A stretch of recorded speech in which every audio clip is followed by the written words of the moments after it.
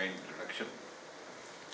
So I'm glad to be here to share some of the thoughts on this important subject. I was not in Delhi. In fact, I came back and came to Rice State to be here with you all. As the topic mentions, transformation COP for action, building COP 28 agenda, science sustainability.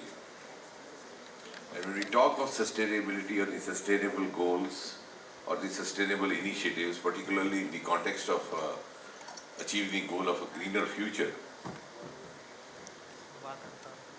I think we have to bear in mind that India has on its own, and in fact the Prime Minister of India has himself committed to net zero emissions by 2070. So this is something which India came forward to do even when not pressed to do. So you can understand the kind of concern, the kind of sensitivity, the kind of prioritization that we attach to subjects like this. And not only that, we have also laid down for ourselves and envisaged for ourselves that by 2070 will be our net zero gain. By 2030 we will also achieve certain milestones in this direction, like for example, statistically non-fossil fuel energy capacity of about 500 gigawatts, which means half the energy needs to be fulfilled by non-emission sources, reducing carbon dioxide emission by as much as 1 billion tons by the same year 2030 and reducing carbon intensity by 45%. So we have actually not only committed ourselves, we have very emphatically, statistically laid down the target for the world to watch, and we are ready to live up to it. Now this has been possible because India today is not the India of a few years ago, when the rest of the world thought that these subjects were sort of alien for us, whether it was clean energy or the green energy or the green planet or the hydrogen, the use of hydrogen or biofuels, etc. It was believed that India was beset with its own set of problems, so there's something Indians neither had the aptitude nor the human to think about that. But I think this whole transformation has happened in the last 9-10 years after Prime Minister Modi came in. We are no longer being led by the other countries of the world or the so-called developed countries. We are actually now in a position to take the lead, and the world has accepted us. And the world has accepted that. It's not only for the sake of saying, because we live in an evidence-based era. I think the two most notable landmarks which happened in very recent past and which gave that kind of credibility and evidence-based trust in India was the vaccine story. Now, have you ever thought of the fact that India is being a country where even curative health or therapeutic health or health care was never enjoying priority? Leave aside the government sector, even the social sector or the cultural sector. Somebody fell sick, they hardly went to a doctor, they waited for 3-4 days. If the patient got well, he thought it was mother's blessing. If he didn't get well, it was Pichle Janam ka karma. So both ways, they were complacent and satisfied. So in a country like this, where you had very little aptitude even for curative health care, you have today emerged as a world leader in protective, preventive health care by gifting the world with the first ever DNA vaccine for COVID. Because you have to, in order to live up to those global standards, you have to have a consistent approach plus added with the milestones. The second one was, of course, the Chandrayaan. We started off much later compared to USA and the USSR. Within USSR, you had America landing a human being on the surface of the moon in 1969. But it was your Chandrayaan which got back the pictures and the evidence of the presence of H2O water molecules on the surface of the moon. And that was an eye-opener even for those whom you were so far, so many years following. So you have actually now, that gives India not only a position where it can lead, it is ready to lead, and the other countries are ready to be led by it, it also gives India a huge lot of responsibility. And therefore, when you talk the sustainable goals and the sustainable initiatives, I think another exclusive attribute as far as India is concerned, that now of late we have also started looking into those sectors which are exclusive to India. We talked of clean energy, we talked of climate, which many of the Western nations have already been talking about. Of course, though we started talking only after Prime Minister Modi came in. But we have an exclusive domain of agriculture, which is only exclusive to us. We have a huge range of Himalayas. We have 4 or 5 states sitting in the lap of Himalayas. We have 7,500 long kilometer coastal area, sea coast, longest, one of the longest in the world, beginning from Odisha down up to Maharashtra, Gujarat, Kutch, 7,500 long kilometer. The only country having an ocean named after it.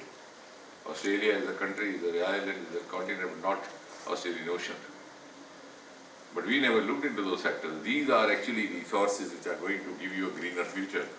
And therefore we have started looking into the organic farming, we have exclusive agri practices, we have aroma mission today, we have given birth to the purple revolution, all these agri-tech startups, soil health improvements, the efficient use of water, all this are the areas where India can play a pioneering role and be a role model for the other countries. So for the first time we are concentrating on it. And of course, as I said, as far as the marine sector is concerned, the coastal area, for the first time we have a deep sea mission which Prime Minister announced on the ramparts of Tredford, not once but twice, 2 of his consecutive Independence Day addresses. We have a Samudrayan already gone in, and huge lot of bio resources are going to be discovered from the bottom of seabed, which are exclusive for India. And therefore we will be, that's what gives us the confidence that one day we may be one of the biggest exporters of green hydrogen to the rest of the world. Now, before I talk of the collaboration both national as well as international and the kind of the public engagement, I think some of the other sectors where we are into the renewable energy. I'm not sure how many in this room know that now it's become a fashion now to talk about solar energy. But the first solar cell in India was developed almost 50 years ago. And the year was 1977. And not very far in our electronic institute located in Faridabad, Central Electronic Institute. But the media doesn't cover all these kind of things.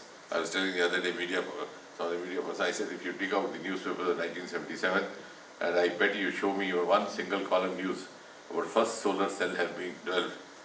Say, sir, how do you say that? I said, I can also tell you what will be the news there. He said, what?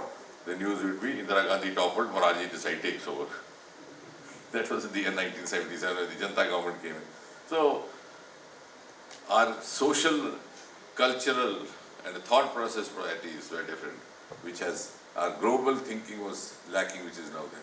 And now we know that if we have to play a global role, which we have now become ambitious to do, feeling encouraged in the last few years, we also realize that we have to live up to the global parameters, meet the global challenges, devise global strategies, defeat the rivals in their own strategy.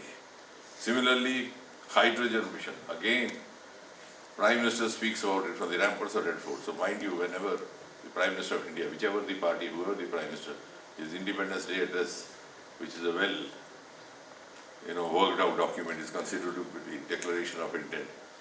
You have never had Independence Day addresses loaded with such themes. These themes were considered to be of some other world. Electric vehicle revolution to meet the carbon footprint. The nuclear energy, we are looking forward to have at least 9% of contribution to the clean energy from the nuclear energy. So it was this government which, in a single cabinet decision,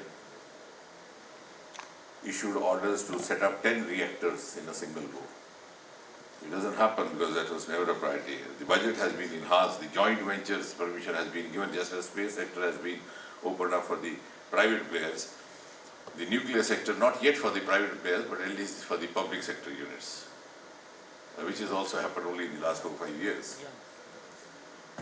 Compressed biogas, eco-friendly fuel, waste management, circular economy. I don't know how many of you are aware that our institute in Dehradun is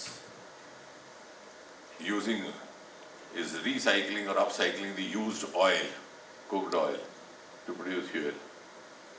So they were getting it from the corporation. I said, you get it from the households, because they spent 20 rupees per kg. So I said, stop giving it to the corporation, go from household to household, get it from the housewives. I said, They said it will be cumbersome, but I said that will generate a mass movement. Because 2 days later, 3 days later, 4 days later, one of the housewives at least will ask the other person, ये कौन मूर्ख है जो आके 20 रुपए देता है 1 kilo के used oil के. And then she would get the curiosity to find out what it all means and the virtues of this recycled biofuels. Similarly, the climate concern, I think government's intent and commitment is very clear from the fact that very recently held G20 we had the Global Biofuel Alliance involving, of course, besides India, USA and the Brazil. And that is going to give India a spearheading role, a pioneering role, because this is something, as I said, we have to now prove ourselves to be the global players, the global leaders, and this is something which is going to occupy the priority of most of the nations, and we have taken over the initiative. Similarly, the LIFE movement also, initiated by Prime Minister Modi, life in environment, life for free environment, which again is in compatibility with the climate concerns that we have been expressing about. A huge lot of, now what do we look forward to, before I conclude, because I'm also hard pressed of time and you've also been listening since morning. That we are looking forward to a huge amount of public engagement, and public engagement would be both in the forms of citizen participation, because as I said, otherwise you can't move it forward. As I said, instead of purchasing oil from the municipal corporation, purchase it from the households.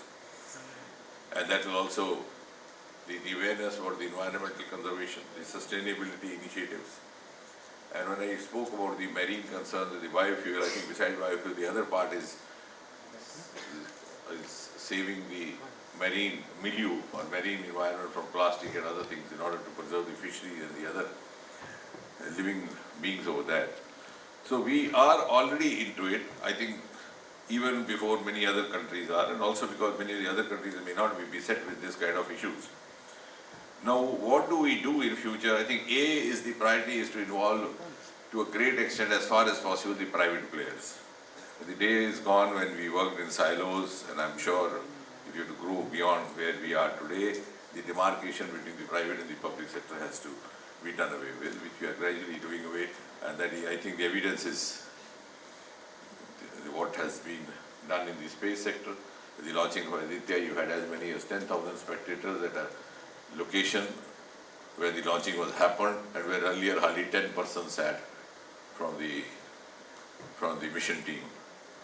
So we are already doing, that's why all the stakeholders together. So huge amount of synergy between research, academia, startups and industry. And industry has to be involved right from the beginning, to be made equal stakeholders. And so what has been done? I think one of the very path-breaking decisions, unfortunately not much talked about, but here we have the stakeholders, is very recently we brought into in the parliament, in the last session only, the National Research Foundation legislation, which is known as Anusandhan. We have almost 60-70% of funding from the non-government sources. If it is 50,000 crore budget for 5 years, it will be as much as about 36,000 from the private sources. We have a executive council which is heavily loaded, not only by scientists, because I firmly believe science is too serious to be left to a scientist alone. Just as Mark Twain said, economics too serious to be left to economics alone. You have to have policy planners, you have to the cultural input. So we have heavily loaded it with the representatives of industry, representatives of research, of course, and unlike other national research societies, because America had one national research society that is called, ours is foundation with me. They didn't have, we have rather improved upon it. We have the representation also from cultural scientists, from humanities, from social thinkers, so that we don't lose out on context, so that we have the best of the traditional knowledge combining with the cutting edge technology of the most modern times. So at the same time, I'm sure Aditya has gone up, and we thereby generally will discover some of the other virtues of the solar energy as well as the thermal energy, which could come handy to you if not to us, at least to the next generation. Thank you very much. I think I've spoken enough.